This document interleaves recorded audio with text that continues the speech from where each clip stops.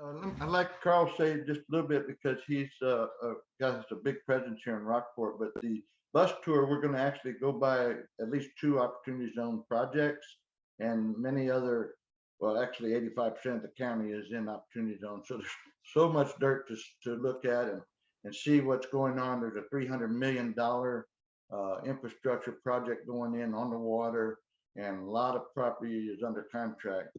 We're going to be on the tour. We're going to see the new art center that's opening the first week of October on the bay.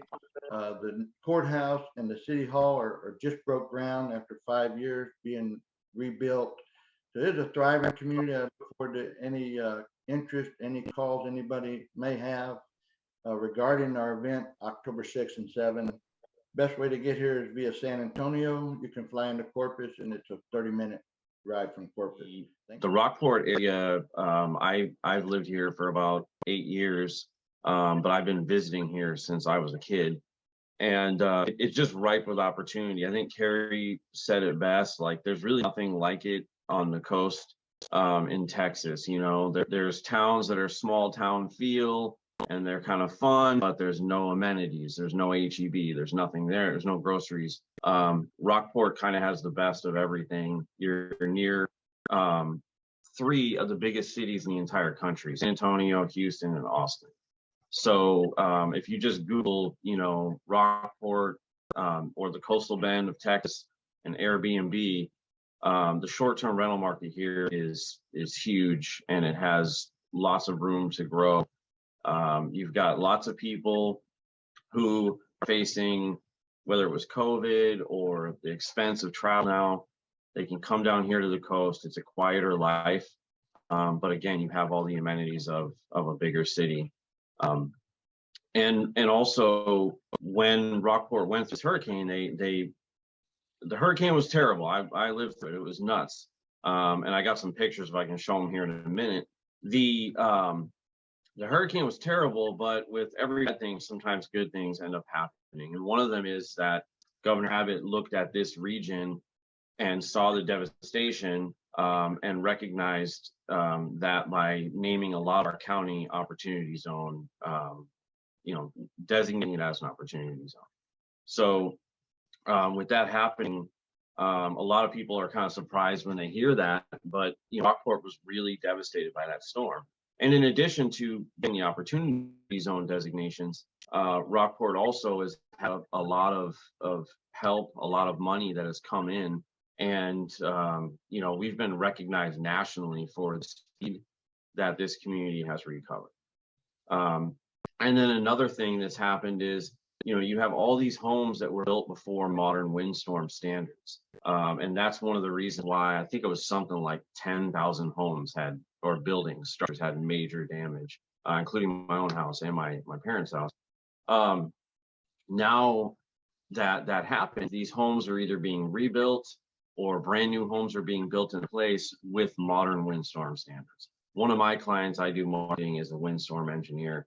That guy's going to retire off of the storm. I mean, every home had to be recertified to the modern standards. And if you look at homes built with those standards in place, or any property, they made it through the storm just fine.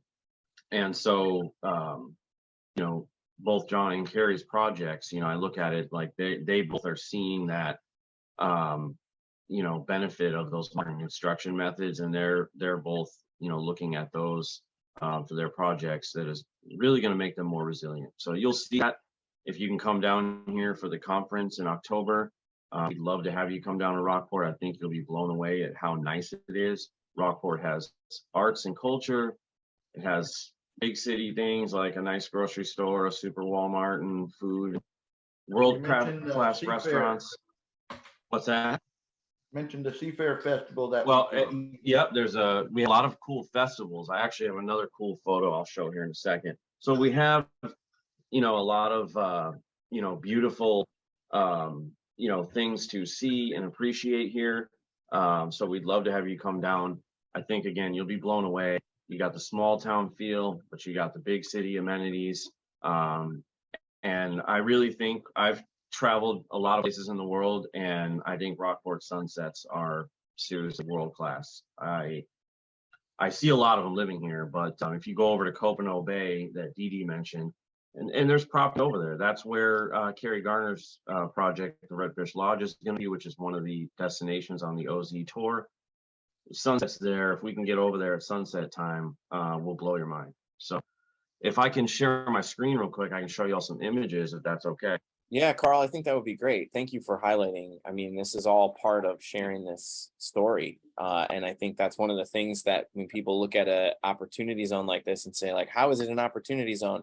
Hearing the reasons, like you just mentioned, are part of the equation, right? The devastation. I mean, when we go to Puerto Rico, people talk about why is this whole island an opportunity zone? Well, it's because there's a lot of Hurricane Maria that was an aftermath even 5 years later. So that this is it's sort of an equivalent, right? So pictures would be great. Yeah, there's a lot of opportunities here to build, all kinds of projects, and both John and Carrie's projects are, just what Rockport needs. So this is one of our festivals. Again, we have the Seafair Festival, which is going to look like this right on the water. That's going to be happening the weekend after the conference. This is Rockport Harbor. This is Little Bay, which is behind the beach. I heard someone mentioning Key Allegro. That's this neighborhood. Pictures from the beach. So this is one of my favorite sunset pictures. This was taken on Copano Bay, and I'm telling y'all, this was taken with my cell phone, and this is not filtered. This is what the sky looked like that night. This is also Copano area. You can see here in the background, that is where the Redfish Lodge is going to be, which is one of the stops on the tour. We have everything, and we also have a beautiful museum. That's the Texas Maritime Museum. That's the harbor. This is kind of the busy part of town, right? So this is the main thoroughfare through town, goes right by. This is Little Bay and the beach over here on the center. And you see there's lots of room to grow here. This big piece of grass, that's the festival grounds. That's where the Seafair and lots of different events, concerts happen. And that's Rockport Beach. So Rockport Beach, I'm sure it's been mentioned on this call. Rockport Beach was the first Blue Wave certified beach.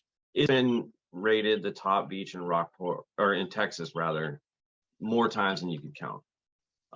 Rockport has been named in the top 5 coastal towns. I'm a fan of our little Chamber of Commerce here. They do a great job of getting word out about Rockport. We've been named in the top 5 coastal small towns every year for a long time. And then this is kind of in between Rockport and Port Aransas. Looking down, that's actually the Intercoastal Waterway.